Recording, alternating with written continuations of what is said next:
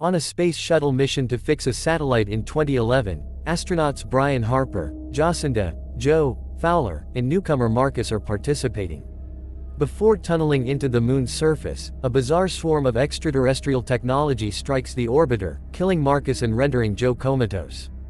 The only person to see the swarm, Brian, returns the damaged shuttle to Earth, but his account is rejected and he is let go by NASA. 10 years later, conspiracy theorist K.C. Houseman secretly wastes time on a research telescope because he thinks the moon is a man-made megastructure. He tries to inform Brian of his discovery that the moon's orbit is moving in a more earthward direction.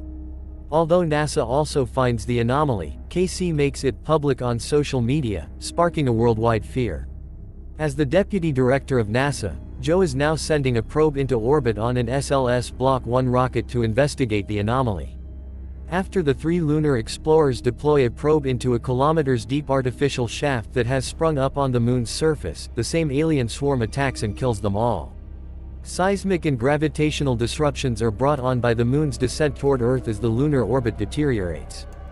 Joe runs into former NASA employee Holden Field, who says that Brian was tarnished by a NASA cover-up that dates back to Apollo 11. During the first moon landing, a 2-minute radio blackout was intended to hide evidence of pulsating lights on the surface.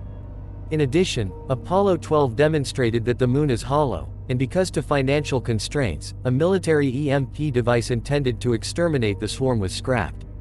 Joe requisitions the EMP and recovers the defunct Space Shuttle Endeavour from a museum to serve the new mission, to adjust the moon's orbit and eliminate the swarm, with assistance from her ex-husband General Doug Davidson, Air Force Chief of Staff.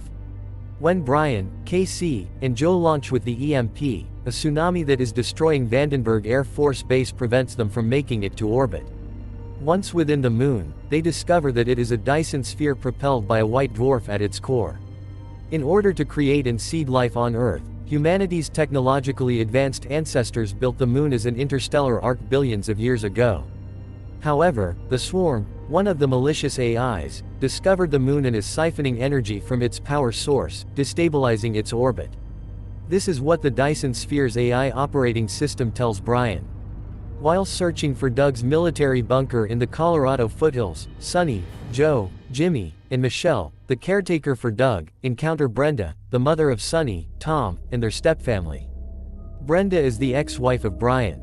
The party seeks sanctuary in a mountain tunnel after fighting off other survivors and escaping calamities brought on by the moon's vicinity. An injured Tom provides his own oxygen to his youngest daughter as she runs out of it, dying as the moon tears away the area's atmosphere. Doug refuses to carry out the President of the United States' order to launch a nuclear attack on the moon as it approaches, and shortly after, the bunker collapses due to debris, killing everyone within and possibly Doug as well. KC uses their lunar module to entice the swarm away from their spacecraft, and then sacrifices himself to set off the EMP because the swarm only destroys organic life in the presence of electronic activity. The moon's power is restored, returning it to its regular orbit while losing its rocky appearance. Joe and Brian return to Earth, reuniting with their families. The moon's operating system, after reconstructing KC's awareness, manifests itself to him as his mother, Fuzz Aldrin, and his cat, saying that they must now get started.